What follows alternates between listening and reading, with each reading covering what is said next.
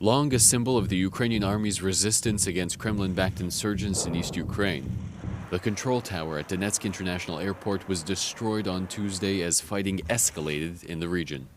The destruction of the tower came amid waves of attacks on the hotly contested airport, which saw Ukrainian forces lose ground but refuse insurgent ultimatums to surrender the territory. Known by Ukrainians as Cyborgs for their unwavering defense of the strategically located Donetsk airport, Ukrainian troops have controlled the facility since May 2014, despite almost non-stop attacks. Ukrainian Prime Minister Arseniy Yatsenyuk blamed Russia directly for the latest escalation, accusing the Kremlin of sending troops and heavy weapons to bolster the insurgency in East Ukraine.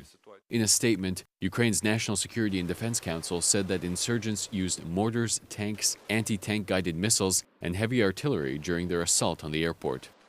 In response to the increase in hostilities from Russian-backed insurgents over the past week, NATO's top military commander said Tuesday that the military alliance is looking at beefing up its exercises in the Baltic Sea region. Yes, there has been an uptick, a fairly important uptick in the fighting across the last couple of days. Yes, there was a lull through basically both holiday periods leading into this. But what there was not a lull during those periods was in the continued resupply, the continued training, and the continued organization of the forces east of the line of contact. And so those continue to provide a concern and something that we have to be thinking about. The resupply Breedlove was referring to may have come in Russia's recent so-called humanitarian aid convoy. Ukraine has accused Russia of using the convoys not to bring aid, but to instead funnel fighters, weapons, and ammunition to insurgents.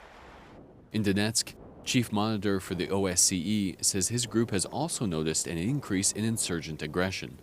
I can confirm that we have noted an increase in incidents over the past 10 days, and that is an increase compared to the weeks before where there was relative silence in the area. Since insurgent aggression has increased over the past week, over a dozen civilians have been killed and at least the same number of Ukrainian soldiers.